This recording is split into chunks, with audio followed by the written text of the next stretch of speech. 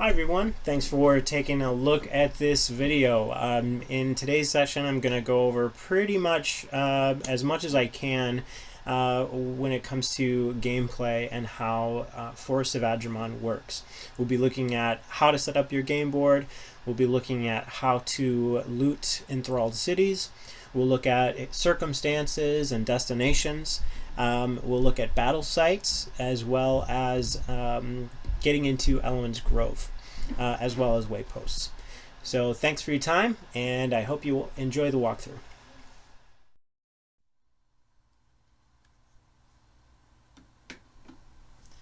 In order to set up your first game, go ahead and lay out the 4 quadrants in any order you'd like, along with the destination bar on the bottom and the circumstance bar on the top.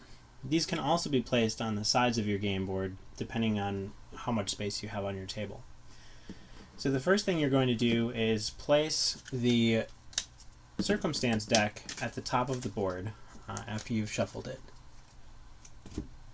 Then we're going to draw 5 cards and place them face up in the 5 slots across the top of the circumstance mat.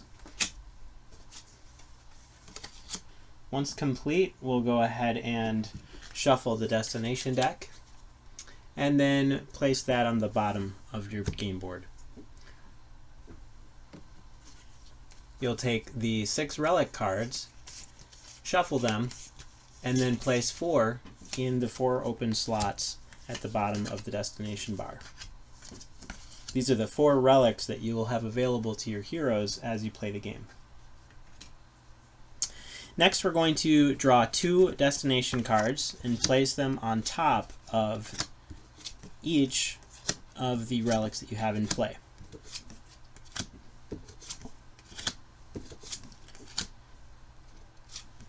Okay, and then from there, you will go ahead and place the tokens, the location tokens on the board representing each location. So for instance, this spot here would require a token placed on the B quadrant, which is right here. I won't put those out, just to skip ahead a little bit to show you the rest of the setup. So you'll be putting those tokens on each of those locations. The next thing you're going to do is roll the 6-sided die to determine where the Magi's Acropolis is going to be situated on the board.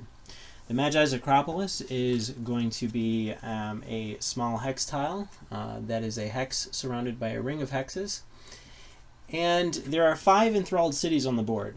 So you're going to roll a d6 and you're going to ignore a result of 6. So we rolled a 4 in this case, which means the Magi's Acropolis would be placed on top of the 4th enthralled city there. Okay. The next thing that we're going to do is roll to see which city our heroes begin in. So we're going to roll another d6. Okay, and the Magi's Acropolis is treated as having a roll of hex as well as the roll that is currently on. So in this case, if we rolled a 4 or a hex, that would have been a result of the Magi's Acropolis. We did roll a 3, which means we would actually be starting on the 3rd city. Okay, so not only are we starting on this city, but we're actually wandering outside of it. We do not begin inside that city.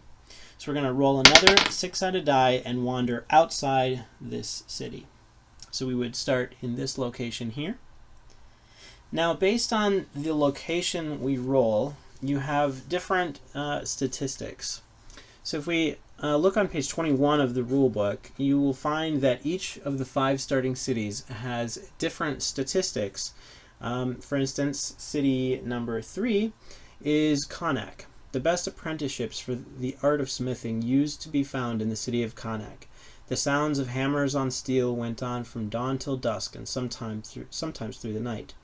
Each hero also gains a +1 ability rank increase of their choice. So when we actually begin in Connacht, which is what we rolled here, each of the heroes would gain a +1 ability rank increase. So each of these cities offers a different bonus.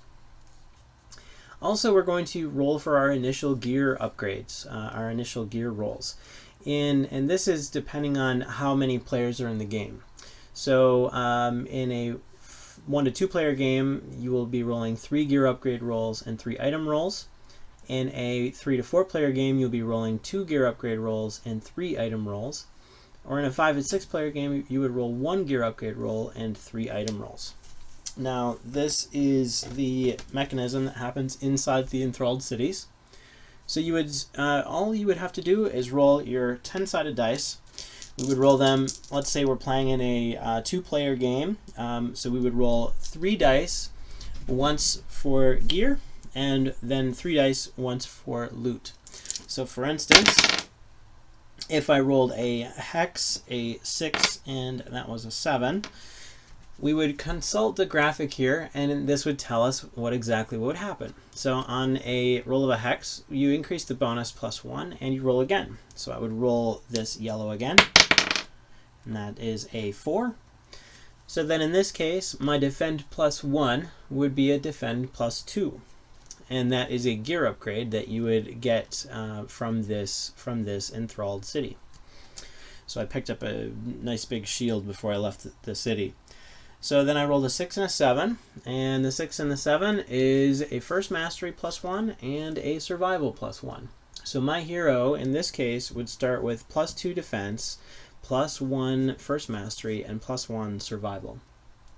Now these gear upgrades are you are able to trade with your partners in the game, so you can certainly take that +2 defense and give it to someone else if you're willing to give up a +2 roll.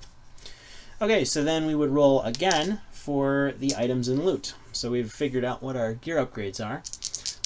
We would roll 3 dice, and in this case I got a 2, a 9, and a 7. So the 2 in the items area, you found a trove of riches. Choose one of the following. So then I would be able to make my choice of what I get from this list here. I would also get 4 food from this roll. Likewise, on a roll of a 7, you found an old alchemy shop. We get 2 moon root, and we would get 6 gold in that case. So in a roll of a 7, a roll of a 9, you find a backpack with elven rations and trail maps and 8 gold. So I would begin this game with an overabundance of gold and not a whole lot of food, which is a fun place to begin. It puts you at a little bit more in danger. So that's how you begin the game. You will be putting out your card decks. You will be rolling for the Magi's Acropolis. Then you'll be rolling for the enthralled city you begin on, rolling for the wander outside of that city, and then simply rolling for gear at the very end.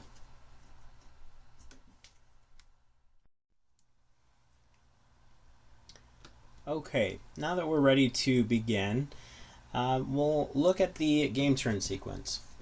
The game turn sequence consists of 5 phases, starting with movement, where the players move across the board. You can select one of 4 options for moving. You can either camp and don't go anywhere. You can move cautiously, normally, or recklessly. The next phase is the skill phase, where the players will roll the 3 skill dice and attempt to get their skill roll or lower on the die. Then depending on where they end their movement, they will either have an event or a circumstance.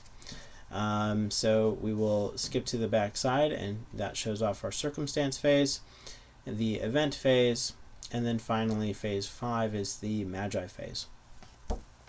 So looking at what we rolled in the starting city, we started on Enthralled City 3, which was Connacht. We wandered off of the board, off of the enthralled city, and we are currently on a road. If you look on the map here, you'll see a couple of destinations that we've revealed based on the destinations that have been drawn from the deck. So we currently only have 2 destinations on the board, and these 2 destinations, if we were to go there, they would give us access to fragment cards. And fragment cards will eventually lead to us building the 4 relics. Now, I only started with 4 food, so I could either go into the enthralled city to loot it, or I could try and make my way to this location here. So just in order to show you the looting the enthralled city mechanism, it's a little bit different from when you begin the game. We'll go ahead and do that real quick. So I will move once to this location, move 1 hex. We're going to roll all 3 of our skills during the skill phase. That was moving cautiously because it was along a road, as well as it was only moving 1 hex. So we're going to roll all 3 of our skills, and I get a hex on the yellow roll, a 4 on navigate, and an 8 on survival. So if I consult our Stormcaller sheet here, you can see that my navigate was failed, my explorer was successful, and my survival also failed. So I will be consuming 1 food. So I go down to 3 food total. And then I would gain 2 gold because I rolled the hex on the Explorer die. And in addition, whenever you roll a hex on one of your skills, you gain access to Nature's Essence. So I have the opportunity to try for a seed. So Nature's Essence is a process that is listed on the back of the Elements Grove card. And this will show you what we need to do. So weaker wild magic has created seeds, but who knows how long or how much power it would take to make them grow. When the heroes gain access to Nature's Essence, 1 hero may sacrifice the harvest cost and roll the fate die. If the roll result is equal to or lower than the harvest difficulty, the group gains 1 Nature's Essence. If the roll fails, another hero may attempt, but the costs increase by 1. Any hero who is harvesting may add 1 energy to the harvest cost to gain a -2 bonus to the roll, or 1 health and 1 energy to the harvest cost to gain a -5 bonus to the roll. This cost is paid before you roll. So I have access to seeds. The difficulty is a 6. So if I roll a 6 or lower on the 8-sided die, on the fate die, then I gain 1 seed. And the cost is 0 energy. So I don't have to spend any energy to make this roll. I'm going to go ahead and try. I need a 6 or lower, and I make it with a 3. So on the battle map, I will go ahead and place a 1 in the location for seeds. Okay, so I've gone through the movement phase and the skill phase. We skip the circumstance phase when we enter enthralled cities.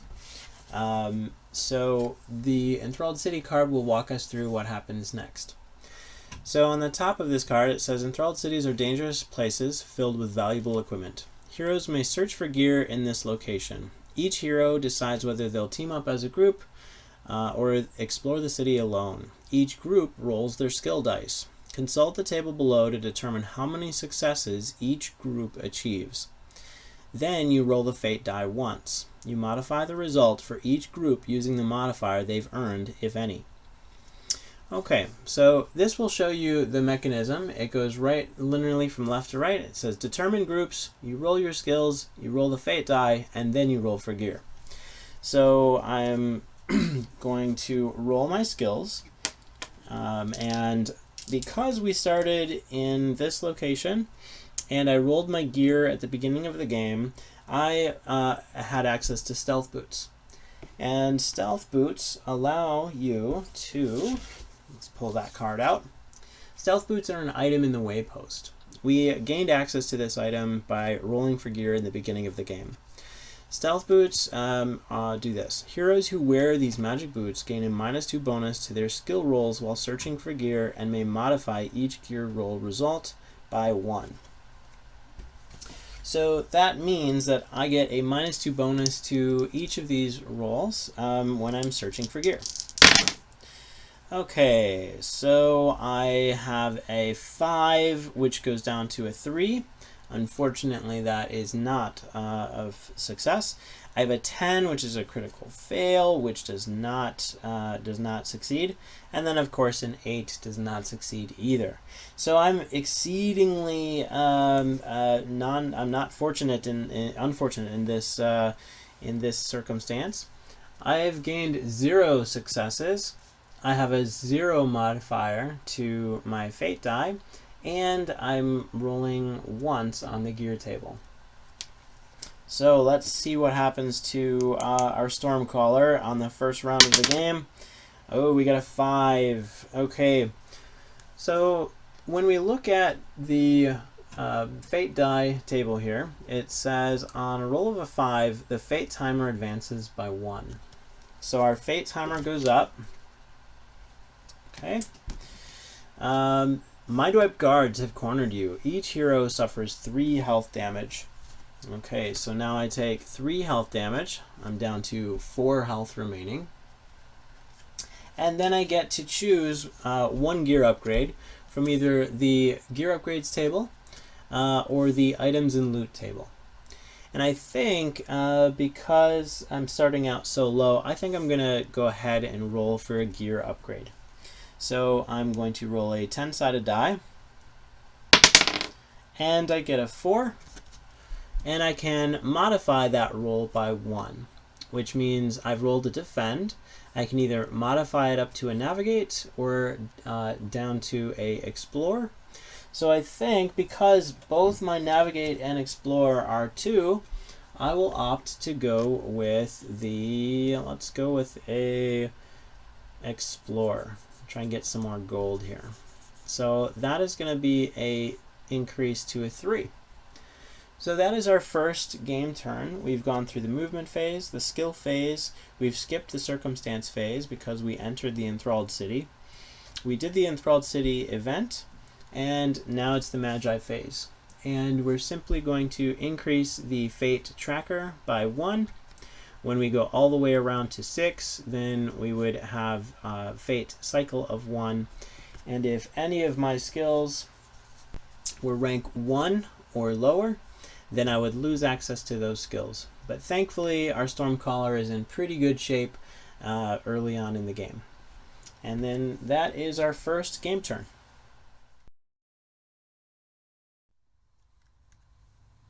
Okay. So during the movement phase of this game turn, we will move 3 hexes away from the enthralled city. We will not be moving on the river or road, and we won't be moving cautiously, which means we have to take whichever circumstance we roll this game turn. After moving, we will go ahead and roll our skills. My Stormcaller currently has 2 for navigate, 3 explore, and 4 for survival. You're going to roll all 3 of your dice and see if your die result is less than or equal to your rank. So I missed my navigate, which means we will wander. I missed my explore roll, which means I don't find any treasure.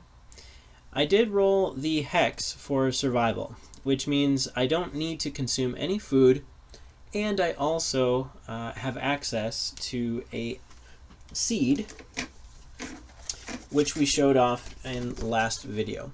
So I'll quickly roll that real quick. I rolled a 2, and I needed a 6 or lower to gain that infused seed. So I gained 1 last turn. I gained another this turn. So I'll write that on the battle mat. Okay, and then we will wander because I rolled poorly on my navigate. So I'm going to roll the 6-sided die, and we roll a hex, which means we wander north of our position. Okay, so the next thing that occurs is we've gone through our movement phase, we've gone through our skill phase. It's time for the circumstance phase. We will roll the 6-sided die once more, and we'll see which slot, which circumstance we encounter. We roll a 5.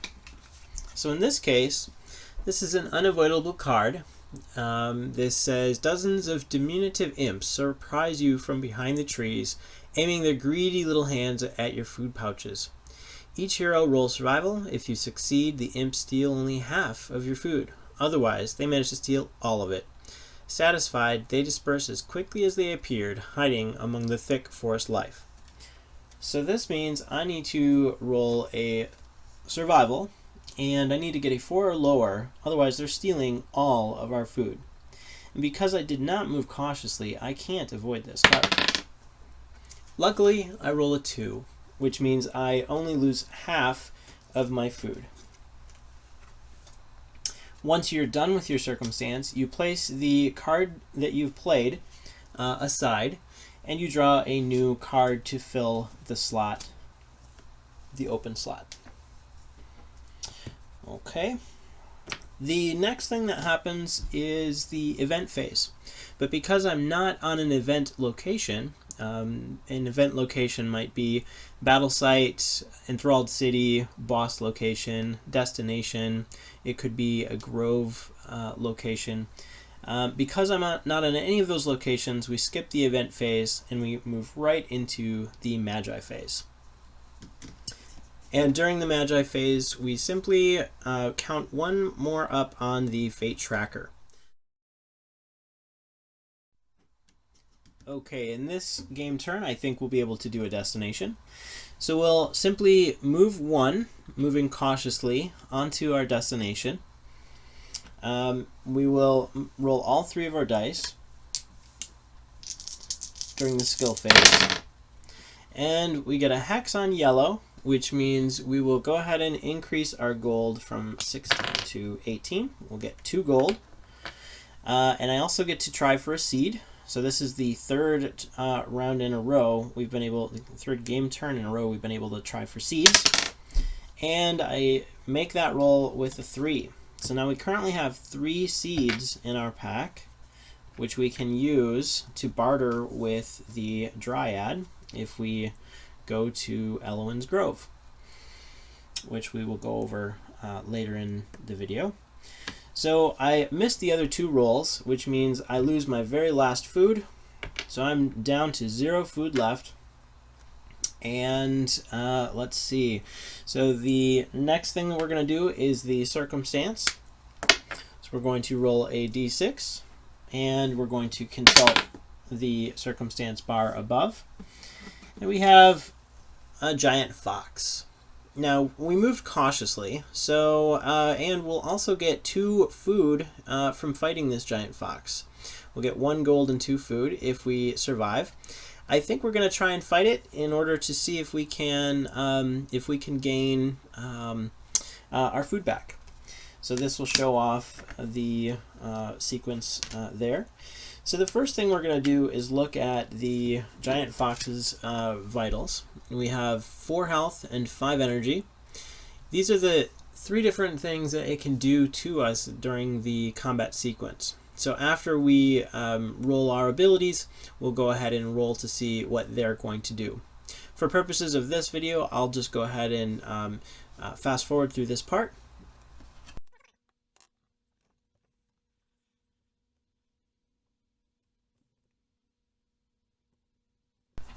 Okay, we successfully defeated the giant fox, but we are down to 1 health. They used their single target health ability to take us down to 1 health. After vanquishing the giant fox, we were able to get 1 gold and 2 food, and we refill that circumstance.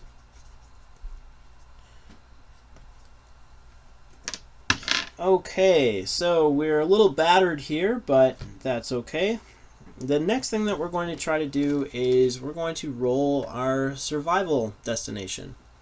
So after the circumstance phase, we have our event phase, and this particular destination says you stumble into a large gathering of mind-wiped. They seem to be excavating something, and you think it might be a fragment. Distract them in order to obtain the fragment. So in order for us to make this, to complete this destination and gain the reward shown on the card, we need to roll our survival. So I will go ahead and roll this die. The other thing that we see on these destinations is there are 3 different flavors or types of the skill destinations.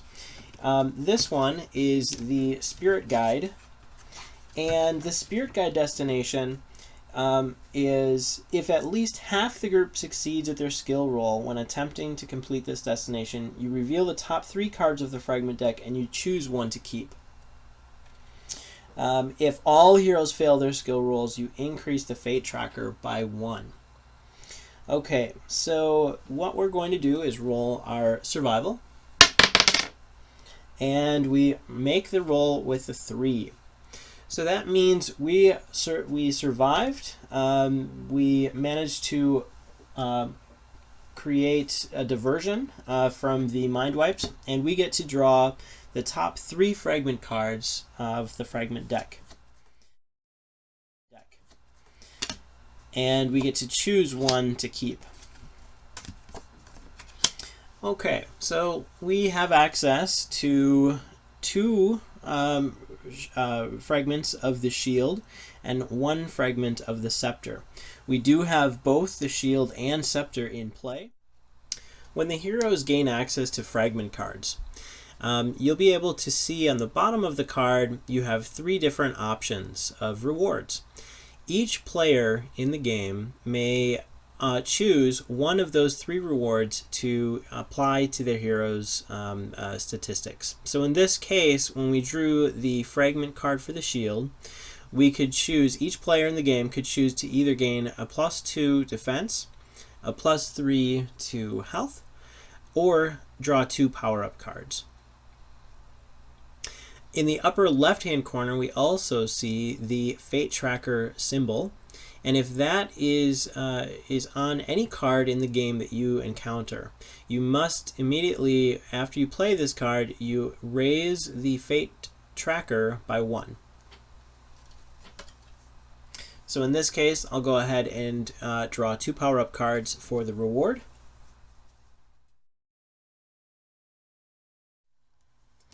Okay, whenever the heroes gain access to the power-up deck, each hero will draw their own cards. So in this instance, we gained a fragment of the shield, and I chose the 2 power-up card option. So I'm going to select 2 power-ups from the top of the deck here. Okay, and we have a +1 to both masteries, and we have +1 to all abilities. And this card has the Fate Tracker symbol in the upper left-hand corner, just like we had for the fragment card. So that means not only do I gain the bonuses here, but I also gain the negative advancement of that Fate Tracker. So I'll go ahead and add those to my hero. Okay, and then I will add the extra tick to our Fate Tracker here. And that is it for our event. So we've completed the destination. We can set that aside. And we've gained the fragment. One other thing is I did not roll for that Essence Vine, so I will roll for that as well. Now, Essence Vines, this is the first time we've seen that show up. Unlike Infused Seeds, they do cost health or energy. 1 health or 1 energy in order to gain those, and we need to roll a 4 or less on the 8-sided die.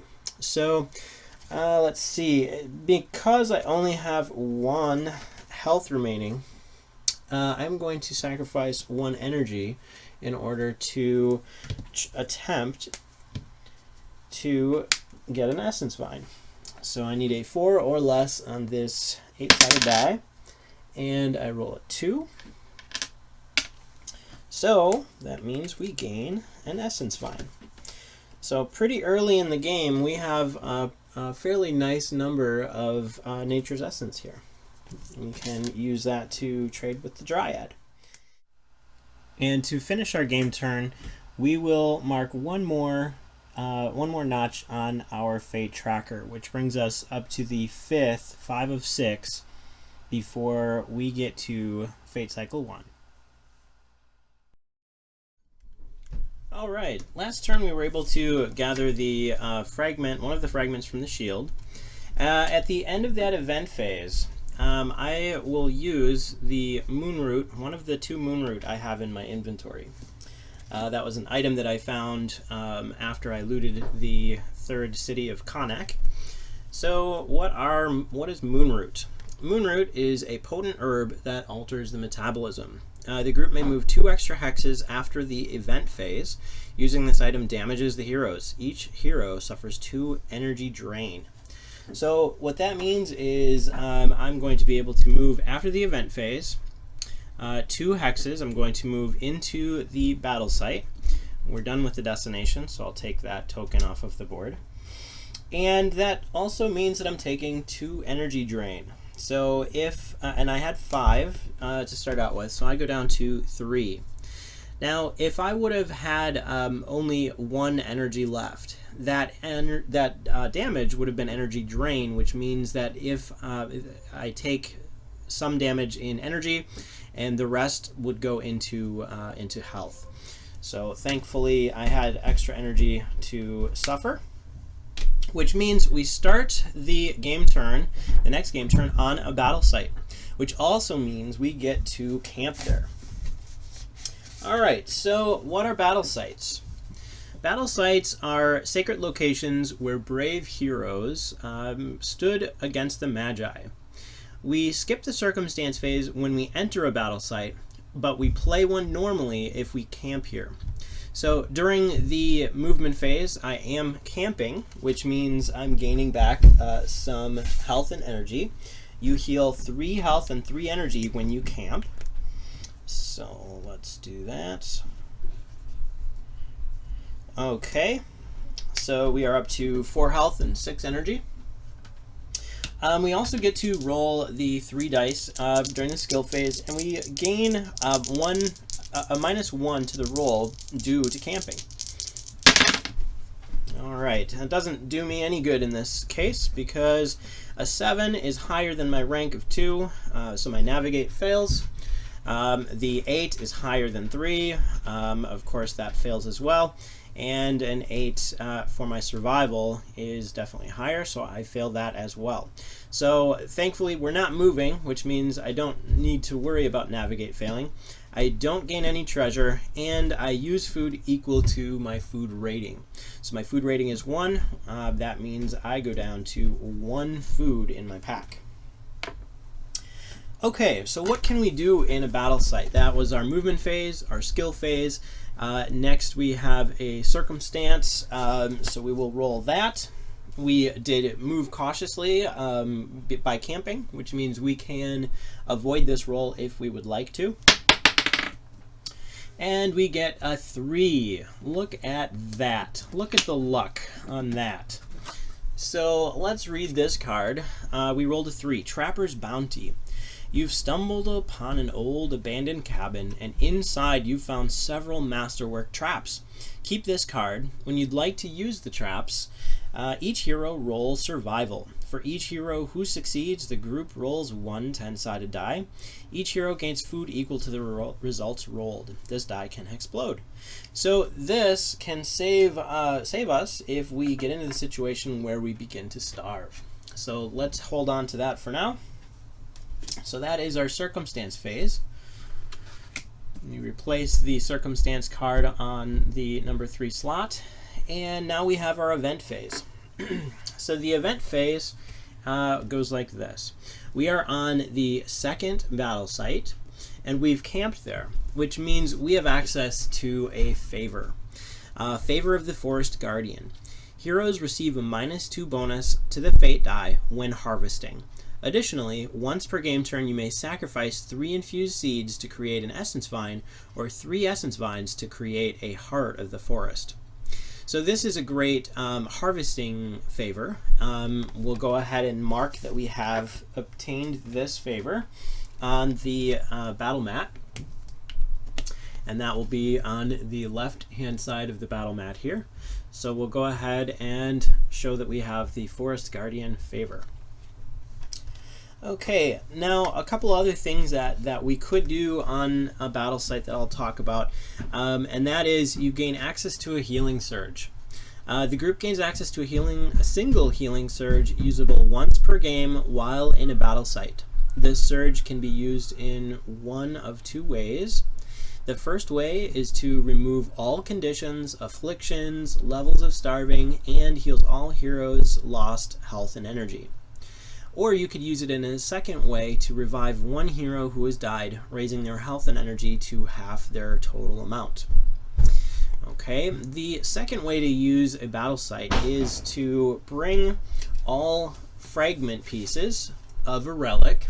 In this case, if we had 2 more shield fragment pieces, we could bring this to the battle site and we could craft the shield relic. So to forge a relic, the heroes must return to the corresponding battle site with all of its matching relic fragments. During the event phase, if any one hero meets the relic's requirement, the spirit inhabiting the battle site manifests and sacrifices themselves to reforge it. Any hero who meets the requirement may now possess and wield the relic. So in this case, the shield requires one hero to have 6 rank in defend. And look at that, I have rank 5, so if I raise my rank to 6, and if I bring all of the fragment pieces to this battle site, I can craft that shield. Okay, so that's the event phase. Then we simply mark off 1 tick on the... actually, before we do that, I think I'm going to use my last moon root. So I used 1. I am going to, I think the first thing I'm going to do is I will use that healing surge here at the battle site. So on 2, I'm going to use that.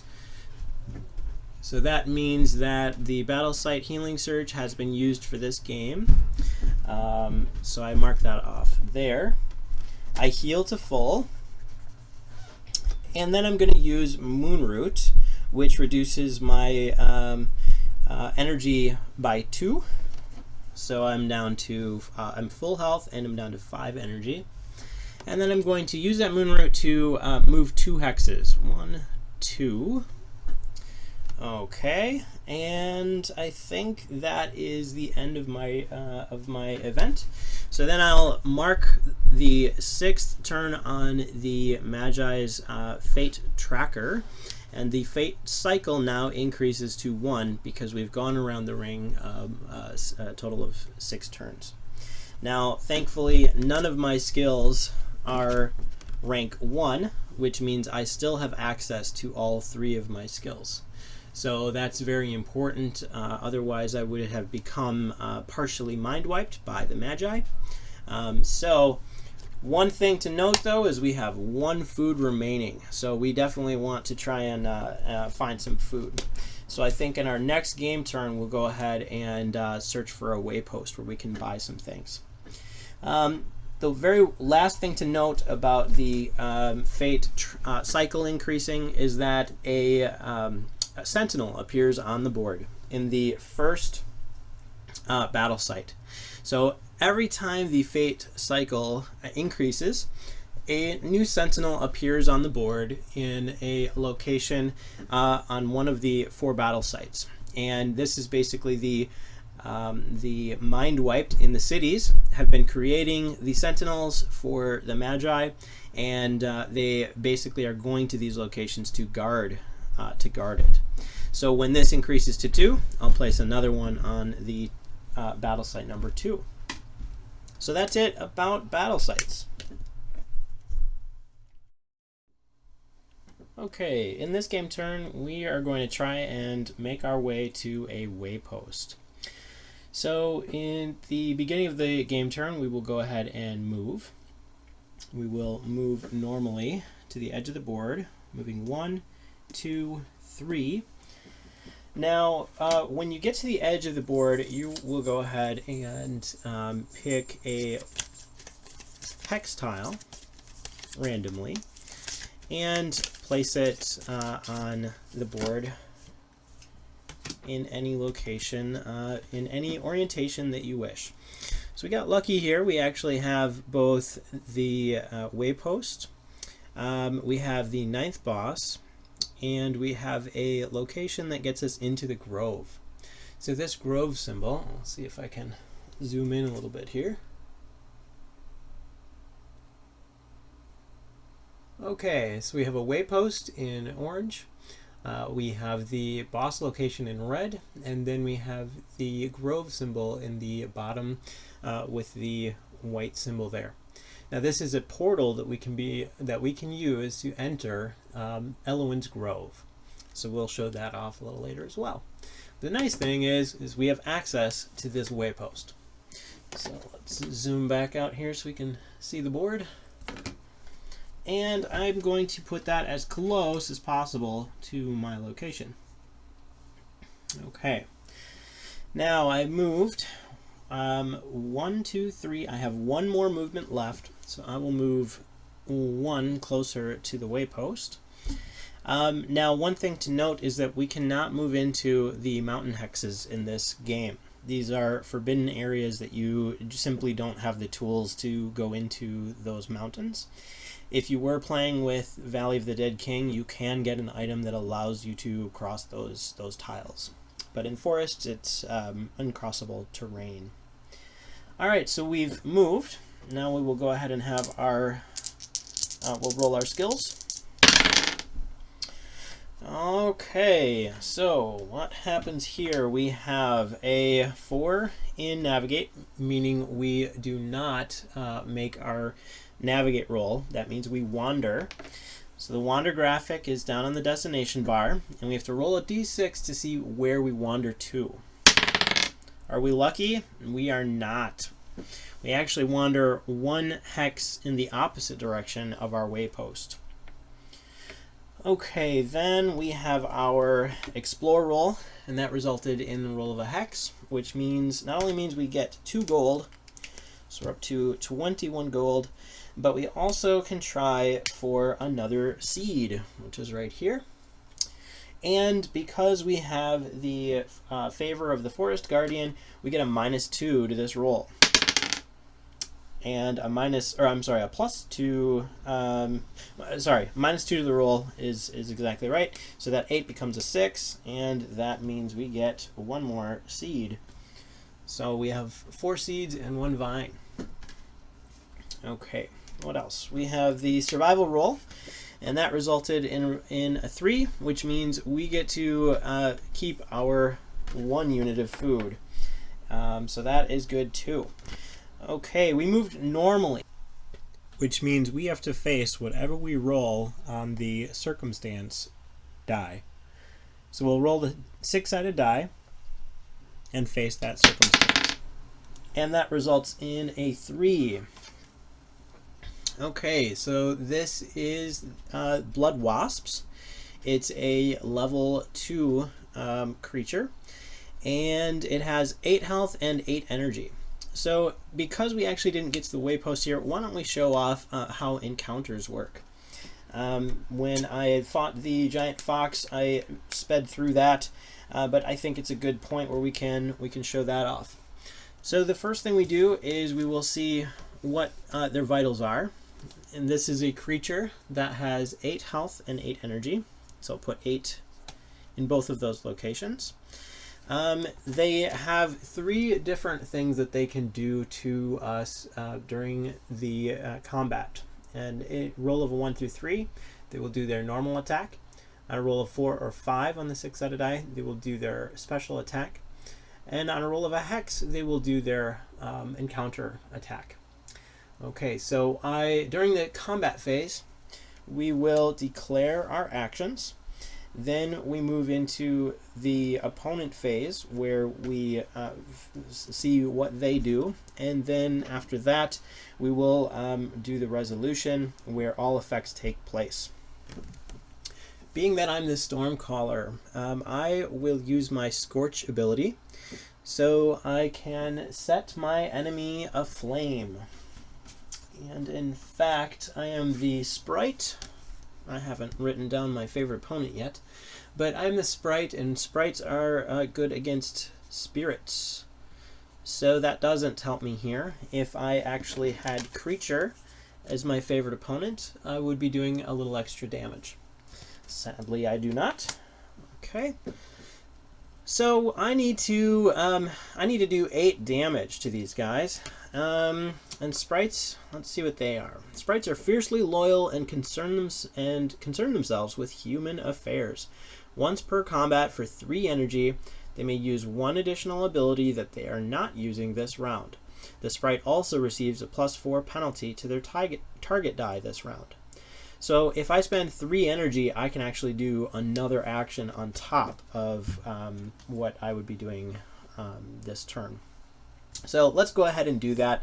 That is usable once per turn, so I can't use it every round of combat because all rounds of combat happen within 1 game turn.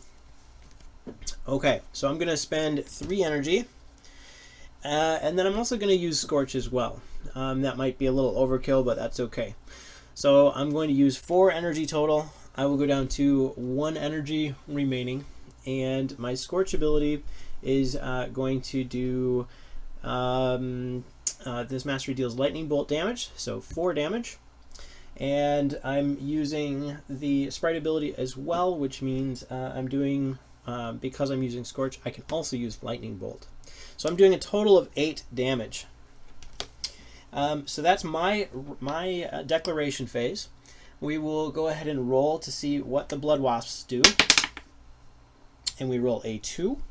Now that means it's group health and survival. And the group health is a 3 damage. So I'm going to take 3 damage. I'll be down to 4 remaining. And I will roll my survival die. And I miss my survival, but the nice thing about this particular condition is that it ends after combat ends. And so let's read the actually I don't have poisoned on here. So basically what ends up happening is the poisoned condition ends after this combat is over. So we managed to defeat the blood wasps. And that is 3 gold that I receive. Okay, and 1 food. So I don't know how we managed to eat the blood wasps, but I won't tell anyone if you don't. So I think we're good to go there. Let's put that down. So we'll flip over the next circumstance card here, and that is the end of the circumstance phase. Now, after the circumstance phase, we have the event phase, but we are not on a event location. One thing to note is that we do have 1 destination that is on tile N. So I'll go ahead and place that right over here. Okay, so that means we move into the Magi phase. And last turn, we moved into Fate Cycle 1. So this turn, I will add another dot onto our first unit of the Fate Tracker. Okay, let's see if we can get lucky and make our way to the waypost. Being that our navigate is only at rank 2, it is highly likely we are going to wander off our target. So during the movement phase, we'll move 2. There is no road in this location, so we would be moving normally. And then we will go into skills and roll our dice. Oh my gosh, look at that. We actually made the navigate roll with the 2. So we actually do manage to find our way to the waypost. We also rolled the hex on the survival, which means we're not spending any food. And we get to roll the fate die again for a seed. So we'll go ahead and roll this. We get a -2 because of the favor that we have. We roll a 6. So that means we have another seed at our disposal. Okay. Gold we missed our explorer roll, so we do not get any treasure in the wilderness, but hey, we'll take it. We managed to stay on track. Okay, so we skip the circumstance phase when we enter a waypost.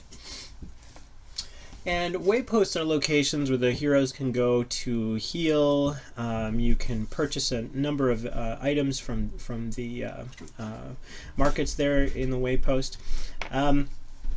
So I'll just read the top here. So you skip the circumstance phase while in a waypost. The group may choose to pay 1 gold total to heal all lost health and energy while in a waypost. The group also draws 1 additional destination card per relic to a maximum of 4 destinations per relic. So when we enter, we actually hear rumors about where additional fragments might exist in the forest. So we get to put an additional destination card on all locations. And we'll just take a minute to put down some of these new locations. We actually do have one right over here on tile N. We have no other ones. All these other ones are on other hex tiles. But at least we did find one almost right next to us. So that's a good thing. The next thing that we have here. Heroes may purchase items while in a waypost using gold or nature's essence. Consult Elwyn's Grove to find the grove items available in wayposts.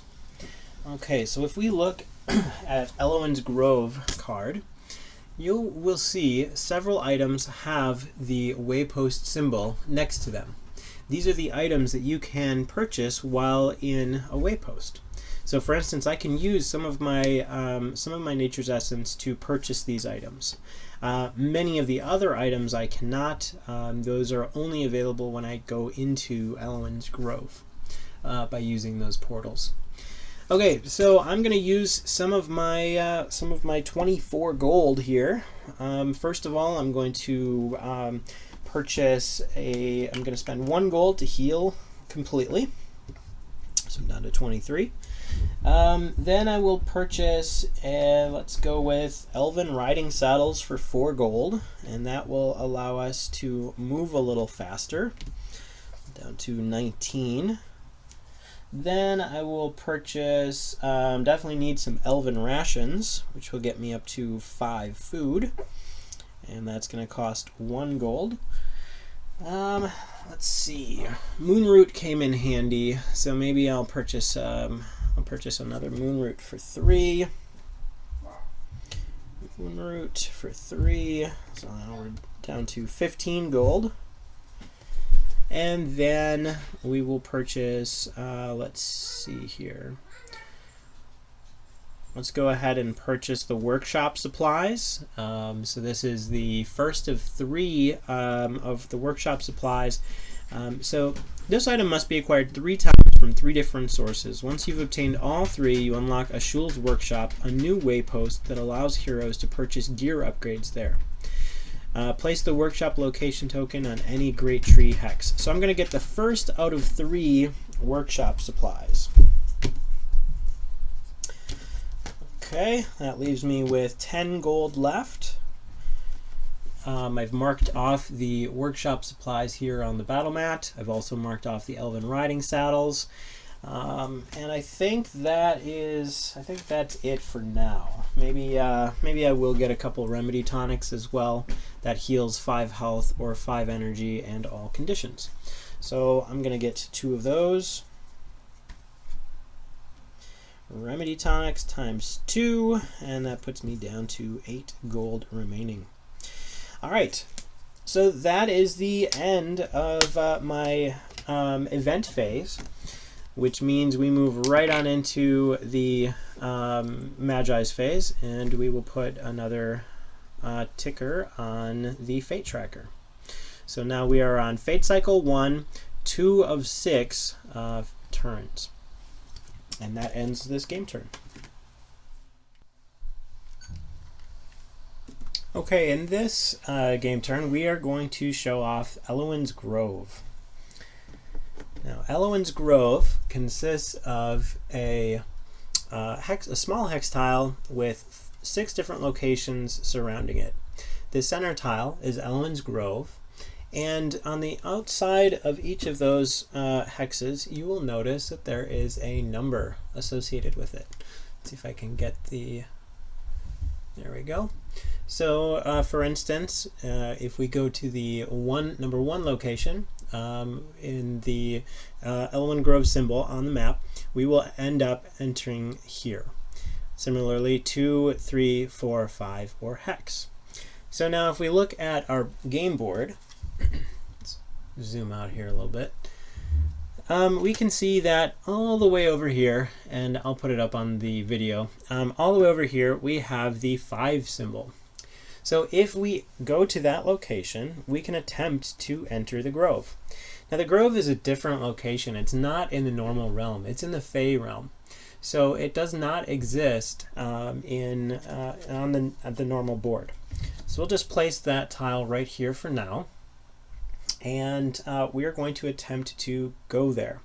Now last turn I was in the waypost and I purchased some items. I ended up purchasing a moon root, so I'm going to use that during the event phase of last turn to move our character 2 units into the Grove. That means I'll start my game turn there on that location, which helps me not get lost. Okay. And that also means that because we're camping, we get a -1 bonus to our rolls, and that will help us try and enter the Grove. Okay, so the Grove mechanic, let's go ahead and just get that out here. Okay, to reach her, the heroes must find portals into the Fey realm. As long as at least 1 circumstance card with Elwyn's symbol is in the open circumstance slots, the heroes may use the portals to enter the Grove. So why don't we look at that? In order for us to actually get into the Grove, we need to have at least 1 circumstance in the circumstance bar with the Elwyn's Grove symbol. We actually have 2 cards. This is in the number 3 slot. And we have the Grove links in the number 1 slot. So because we have both of these cards on the open circumstance slot, we can enter the Grove. It's considered open. Okay. If the group wishes to enter the Grove, locate a spot on the map sharing Elwyn's symbol and travel there. Before passing through the portal, the group immediately enters the skill phase. If navigate is successful, the group passes through and emerges on the hex in the Grove that shares the number. If it is unsuccessful, they wander off target as normal. So I need to roll navigate, and I get a -1 to the roll. So that means I need a 3, and I got an 8, so that did not work. So let's just assume that we spend another game turn here. Our fate tracker will go up by 1. We'll go ahead and roll our circumstance 2. And because I am camping here, I'm pretty much move cautiously. So that means I do not have to take the circumstance. And for purposes of this video, let's say next turn we end up rolling the 4 or less. We'll pretend that's 4. And that allows us to move into the Grove to the number 5 location. So now that we're in the Grove, we can spend any remaining movement we have left to reach her Grove. Okay. So when the group passes through the portal, they may use any unused movement to reach the Grove or use any other portal to exit. So we could, if we wanted to, exit on the number 3 spot, and that would put us on the number 3 portal, which just happens to be Hathawir. Okay, so now that we're in the Grove, let's go ahead and look at that placard.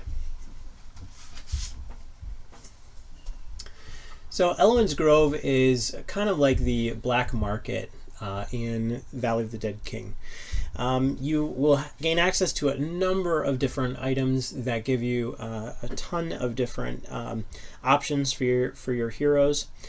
Because Nature's Essence is a group item, you can see that Nature's Essence is taken care of on the battle mat. So you'll find many group items as well as many personal items. For instance, I have 5 seeds and 1 essence vine. So I could buy any of the seed items, and I could buy a scroll of tree walking, a bone charm, or a spirit tether ritual with the 1 essence vine that I have. We have not had access to any hearts of the forest yet, and those are at the bottom of the placard.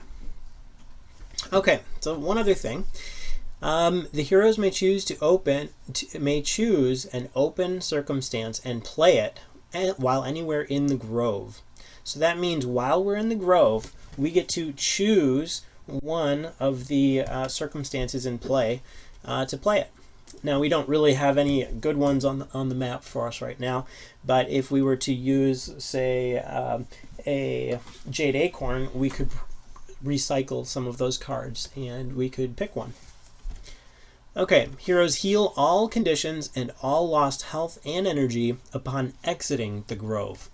So when we leave the grove, then we will heal to full. Heroes may trade Nature's Essence for the items below. Additionally, items with a waypost symbol are also available in wayposts. So those are the items that we looked at in the last chapter of this video.